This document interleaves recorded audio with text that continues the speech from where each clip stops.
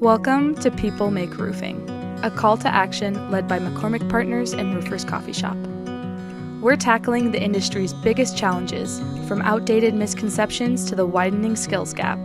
Our mission, to show the next generation the true potential of roofing, including the diverse opportunities, endless growth possibilities, and a chance to make a lasting impact.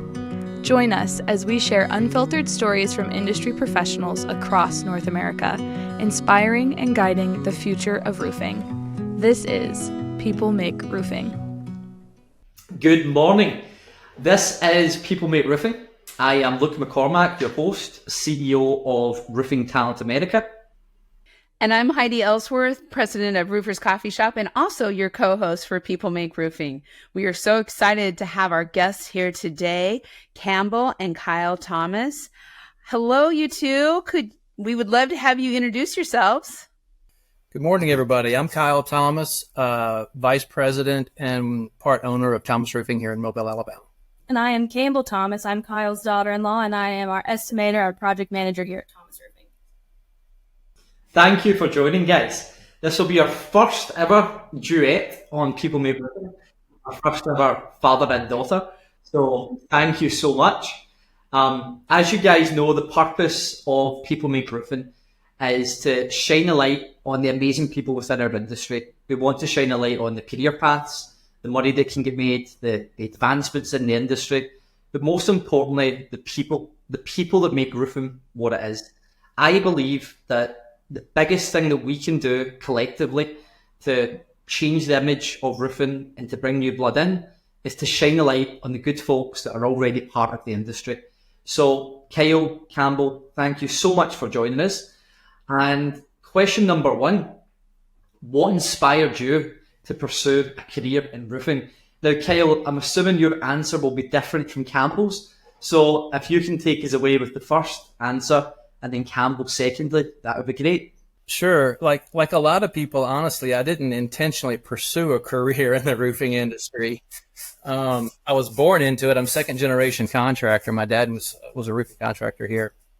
So like a lot of young folks, I grew up, went to college thinking, man, I'm way too smart to be a roofer. I'll go off and do something else. Graduated from college in the early 90s and just kind of really looked around at opportunities out there. Didn't really like a lot of them. Growing up in a family business, growing up seeing that entrepreneurial spirit work and seeing my dad, granted, work really hard, but also have control of his own destiny. So, like I said, graduated from college, had a degree in finance, kind of looked around in the marketplace, wasn't liking what I was seeing as offers, just didn't fit my personality or my lifestyle. So I moved home and joined the family business. And that's what really attracted me to it, was the entrepreneurial spirit of it and the idea that you have control of your own destiny. Campbell, what inspired you? Well, mine's a little different. I did, of course, grow up. My family is in the construction industry. We're more residential. My family, of course, was building houses. So commercial was a whole nother learning curve. But I originally went to cosmetology school and got my cosmetology license. So I actually am a licensed cosmetologist, which, I still hold on to that, never really going to use it. But after I graduated from cosmetology school, whenever it came time to looking what I actually wanted to do, I actually started looking towards working with Thomas. And I wasn't supposed to be an estimator and a project manager. Originally, I was just supposed to be helping in the office. But she was too smart to leave her at that role. My first one, it also helps that I don't have a fear whenever it comes to being on job sites and stuff like that. So that was my first day on the job. Kyle basically told me, you're either going to sink or swim if you want to do it. You can grow as much as you want. And so I think I really liked how much there was to learn, and there was no cap to what I could do in the roofing industry. Wow. So from cosmetology to roofing, Campbell, that isn't something we hear too often. So when obviously you're grown up, you're qualified in cosmetology, and you've got that career path set out for you, but you've decided to come into roofing. which I would assume is different from the norm for you and your friends. But what is it? You know, you've looked at these other industries, you've got qualified in it, but you've stayed in roofing. I think I think a lot of things whenever it comes to roofing is it also helped that I was also part of had already been in the Thomas family. I think that, you know, dating Kyle's son at that point, I was dating in Bradley, hearing about the industry. I didn't start working in the industry until I was 19, so I'd kind of heard about it some through the years. But I think a lot of people, as Kyle says, don't normally expect to be in the industry. He just kind of got into it through family. And I really, you know, once I started working in the office and then getting on the job sites, you know, it wasn't something that I expected to enjoy, but I love. You know, that is such a great story, because to have you come from a construction background with your family and then come in and say, this is something that really looks where I can excel. That is so cool. So I'm going to actually start with Campbell, and then we'll go to Kyle on this question. So we're going to go opposite. So Campbell, what is the most rewarding about your job now and what you're doing? What's the most rewarding thing? I think as the years have gone and I've been put into the estimator and project manager role more, I have really enjoyed talking to our customers and our clients and really seeing the quality and how they continue to keep on calling us because of the quality of work that we're providing them. But I also really think it's rewarding whenever it comes to the estimating, there is a very big creative aspect to it. And there's a lot of projects that I'm given that some people just can't figure out how to adjust, fix the situation. So there's a lot of creativity into handling some of these situations especially flat roofs, which is what I mainly deal with. Kind of a puzzle, a problem solver. Yeah. And I love that. Kyle, what's the most rewarding about your career in roofing so far?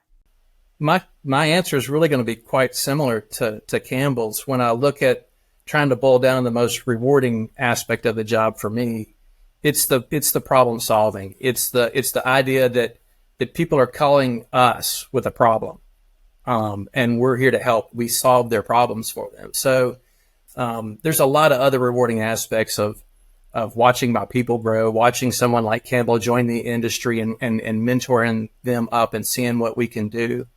There's a lot of rewarding aspects of watching your people grow, watching young folks move from field roles to management roles, to superintendent roles and all that. So it's a blend for me of internally watching what my people can do when we give them the opportunity and give them the space to work with their creativity and their intelligence and their work ethic and grow their own lives. But also I find it pretty rewarding that we're here and have been here for so many years to solve customers' problems. And so you wake up in the morning and you go to work, and yes, it's the same thing, but it's not. There's another owner out there with a problem. There's another building out there with some weird thing you've never seen before. So like her, I like the creativity aspect of it. It's a lot of number crunching, so you don't really think of an estimator being creative, right? You think of an estimator as spreadsheets and numbers and math, but there's a lot of creativity in what we do and how we solve the problems. Brilliant. So, Kyle, I love that you've been able to mentor and bring Campbell up within the business. And I think for more new people to join our industry, we need to be doing that. We need to be mentoring. We need to be guiding. I feel that back in the day, people would follow their father into roofing. That's what I done. And now, we've got a new generation. They're retiring, and there isn't too much new blood coming in. Why do you think that roofing is not seen as a career opportunity to young people today? I think that a lot of it is still the perception of it. The perception of, there's not much growth in the industry, depending on where you start. Not a lot of roofers, have to have education. So, I think a lot of it, though, is, it's physically demanding. There's times where it's, weather. So I think there's a lot of the perception that plays into it whenever it comes to the new generation. That's like 100%. And do you feel that the majority of not just the younger generation, but everyone outside the world of roofing, when they think about being in roofing, they think doing an apprenticeship, being a roofer, then being a foreman, being a super, being a PM, moving up the career ladder. But that's not the only way you can join the industry. So can you tell us a bit about your entry to the industry, Campbell, that you didn't start, actually applying shingles, you actually started within the office? Because I don't think too many people are aware of that you can start immediately in the office. A lot of people think that you need to go and, put that time in on the site first before you can move to the office. So if you could shed some light on that for our audience that don't really know about how they can get into roofing, then that would be great. I think for me, I was very lucky to have a company and the family who was very open to, me trying everything that I was willing to try. There was no cap to what I wasn't or allowed, was or could or couldn't do. Whenever I first started there, Kyle immediately had me starting to look at plans. Now, I could understand plans some here and there, but, over time, I just had to figure out and learn how to read plans. But whenever it came to estimating and all that, in the beginning, whenever I first started working at Thomas, Kyle just had me basically just living on job sites. I was just hanging out with the guys, watching roofs being installed, because what better way to learn the industry than to watch the industry? So I was out there and the guys were letting me install. I was, sitting there just, learning about the guys, learning about what they thought about the career that they were in, and just, I think doing that early on also grabbed me really and made me want to stay in it really early on. I think it's one of the great things about the industry too is that, every contractor that I know, and I know a lot across the area, across the country, we don't really care what someone's background is or where they come from or any of those things. We'll take anyone that's willing to work and grow, and we will help them get there because we need it. As you've said, there's a skills gap in this industry. We're all looking for qualified people. So, like Campbell mentioned early on, we brought her in, and she was, the original intent was basically be like an admin assistant, but we recognized pretty quickly the potential there. It's like, wait a minute, she's got way more value than to hold her into that role. Let's let her go and see what she can do with it. So, I think that's really common in the industry, and it's not well known. So, back to the basis of the question, why is it seen as a viable option? I think it's just, we are an industry with fantastic stories, but we are not an industry of fantastic storytellers. So we have incredible stories. We have great examples like Campbell. They're everywhere, honestly. They're all across our industry, but we don't do a great job of telling the story. So the average mom and dad, if their teenage child says, I want to be a roofer, their first impression, is some beat up old pickup truck and a tough, hard, ugly job. So when it comes to the female aspect of it, also growing a family, being in the industry as well, having to think about that and take that into account that, some of these people also think, well, I would like to start a family, and how can I also do that being in this industry? But you can. Absolutely you can. Yeah, I was climbing ladders with my daughter until I was 9 months pregnant. The guys were trying to decide how long I was going to stay on the roofs for.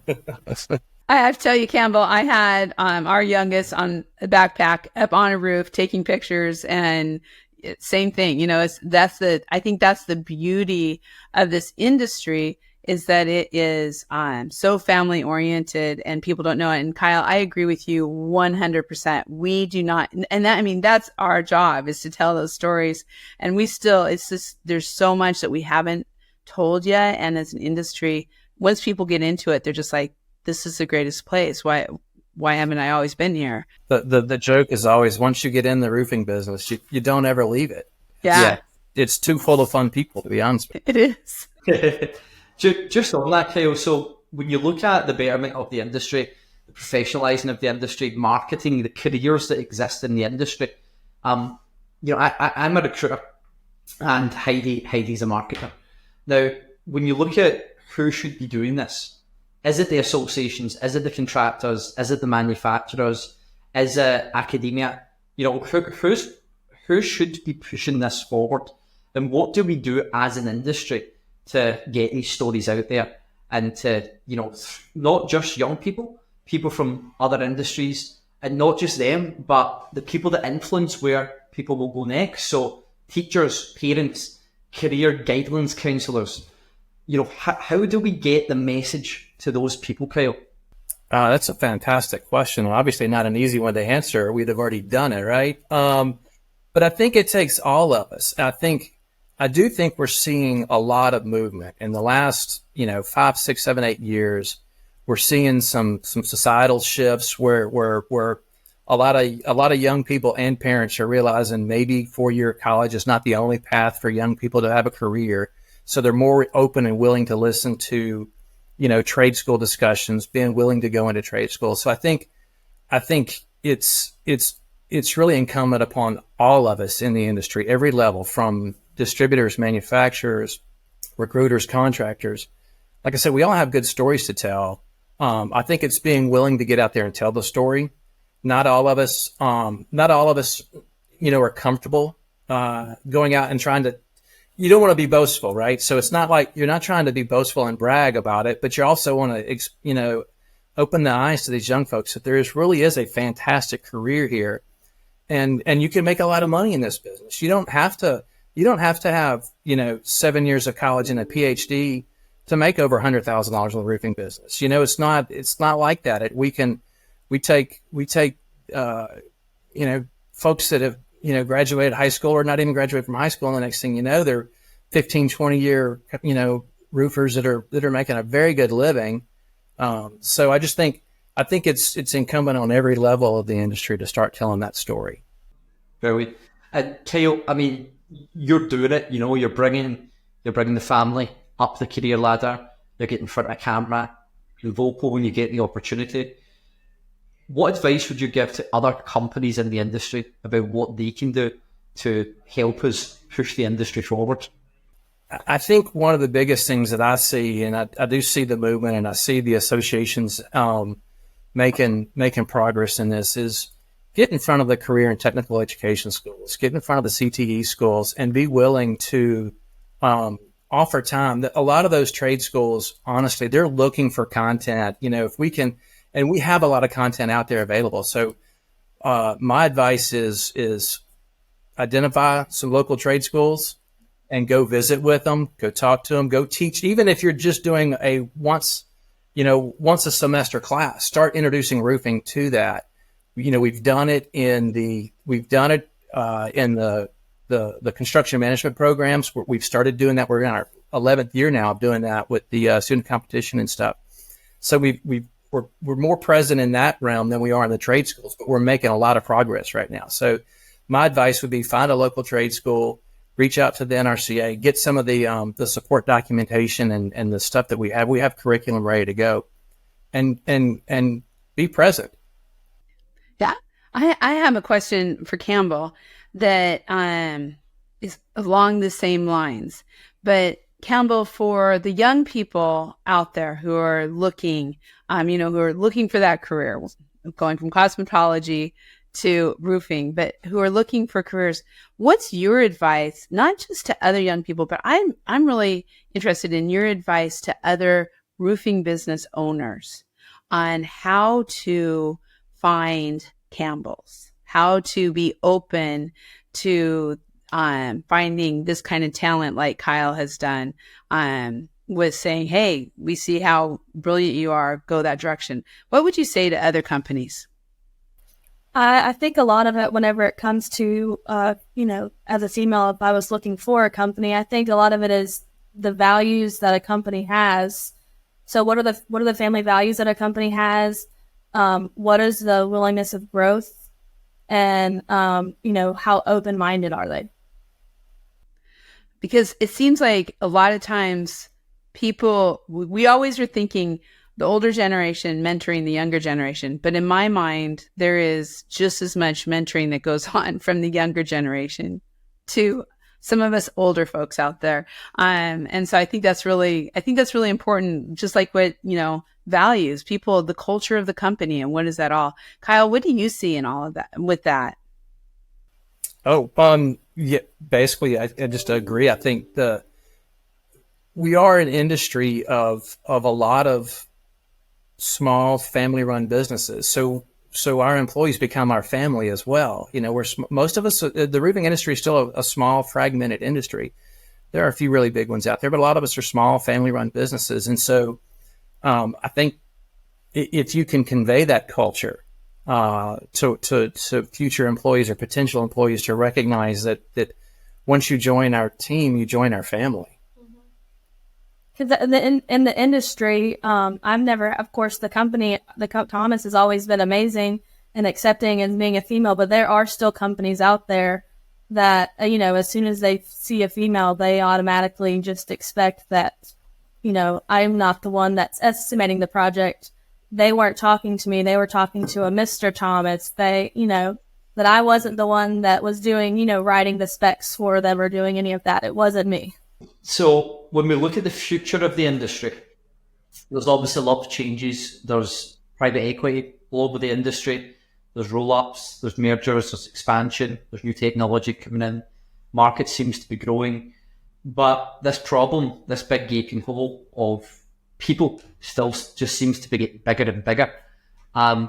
What's the view that you guys hold on the future of the industry, be it for people's careers, for the success of businesses, and just the overall economic stability of roofing? I think playing off what Kyle said earlier, I think one of the biggest things that needs to happen is that we need to make sure that we get roofing into trade schools and in front of students earlier, so that they can start that up as a career option and already starting to decide early on if that's a path that they want to go. Because right now there's not much opportunity in trade schools or in schools to learn about the roofing industry. 100%. I think historically academia has turned its nose up against construction and roofing, but with the NRCA, the Roofing Alliance, Clemson University, it seems that the industry's taking some really, really big steps in pushing that forward. And I know there's a lot more coming out over the next few years through the Alliance in Clemson. So, hopefully there'll be more seeds planted and, they'll be blossoming over the next few years. And hopefully that will continue to bring more blood in. Well, whenever it comes to the industry, a lot of people are learning as they come into the industry. And could you imagine how much better the industry would be if a lot of these people would learn before they were even in it? Oh yeah, 100%. Yeah. The value that a resume has, if someone is looking for someone to start from the bottom, if they've even had 6 months exposure to the industry, how much that propels them from no experience, it really does make a massive impact. So, definitely second that one, Campbell. Yeah. I think looking to the future, like you say, there has been a lot of private equity and mergers affecting our industry. I don't know what that story will be in the long run. For a lot of people, it's just opportunity. I don't say it's a bad thing. It's just a change. It's a little bit new to the industry.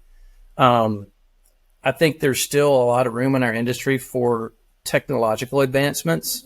So there's still going to be a lot of advancements in technology. There's going to be things like automation that are affecting other industries will affect our industry. But on the flip side, there's still a huge amount of what we do that has to just be done by manpower. It's going to take people on the roof to do. Well, they've mentioned drones doing inspections, but there's only so much a drone can inspect. So, aerial-wise. Right. So even with the automation that's going to help, there's still going to be a ton of jobs in the roofing industry. It kind of goes back to, the answer to question 2 is, what's rewarding is solving people's problems. There's always going to be roofing problems, guys. There will always be roofing problems. There's always going to be roofs that are going to be needed. And that means there's always going to be jobs in the roofing industry. So I think it's bright. I think too. And my mind is kind of whirling with a comment earlier, and I'd love to end with like a future look on this comment. And Campbell, it was, the perception of women in construction, and that we still have a little ways to go on people accepting women and in in all the roles across the board, from owners to estimators to project managers to being on the roof. What's kind of your view as you talk to some of these folks who all of a sudden realize that, you're a female, and what's some of the future there? What kind of hopes do you have for women in the construction going forward and in roofing? I think there have been a few times where, it hasn't been very promising, but for the most part, what I run into are people that are willing and open to females coming in the industry. They don't see me as a female. They just see me as someone bringing knowledge to the table and having knowledge to fix their issues that they haven't had a way, found a way to fix. And sometimes, sometimes it takes a female eye to find some creative way. Little stab there. I love it. I love it. You two, wow, what a powerhouse. This has just been so amazing. And thank you. I'm excited. Campbell, I don't think we've met, but I can't wait for the next show when we can sit down and visit more. You are definitely the future of the industry. It's so great to have you today. Absolutely. The future's in good hands. Yeah. The future's in good hands. Well, thank you so much for joining, guys. We appreciate it. And we will see you soon.